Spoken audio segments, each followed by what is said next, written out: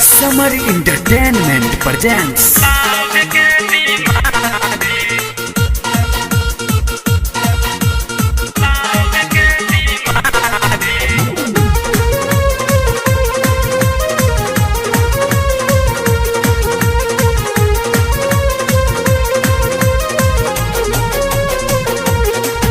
अभी बड़ी तू काचे कुमारी हो, नैना लगेला कटारी हो। अभी बड़ी तू काचे कुमारी हो, नैना लगेला कटारी हो। सीना से ओढ़नी हटा के घूमेलू बाजारी, इ देख के जवानिया दुकानदार वो लाइन मारी धरा देले बारू सबके लाभ के बीमारी।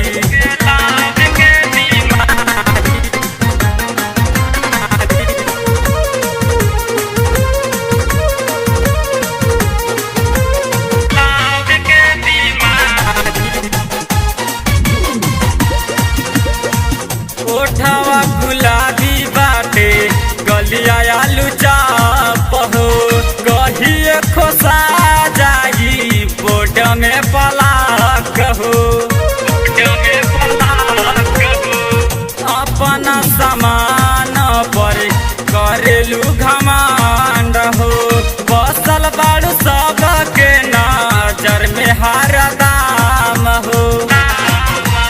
सबका के दिल में घुसल बारू ये रानी, देख के जवानिया दुकानदार वो लाइन मारी धरा देले बारू सबके लाभ के बीमारी।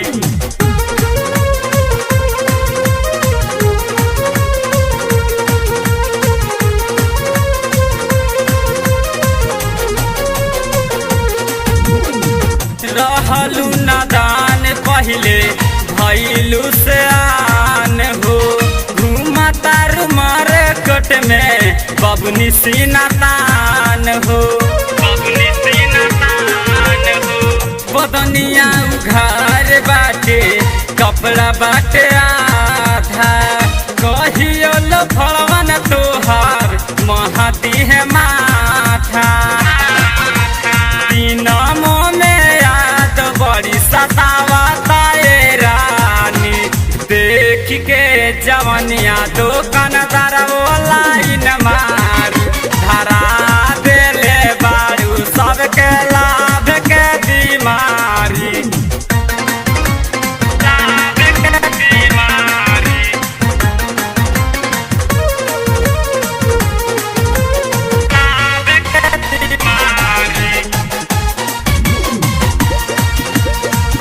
शंकर मनोज रीति हो गईले दीवाना, तोहरा बिना ढुकत नहीं खे जय जी के खाना।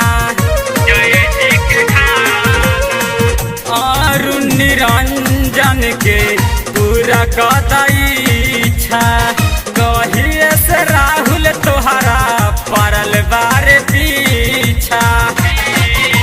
प्रीतम पवनवा के बनाला कर्मचारी, देख के जवनिया दुकानदार वो लाइन मारी धरा देले बारू सबके लाभ के बीमारी। अभी बड़ू तू काचे कुमारी हो, नैना लगेला कटारी हो।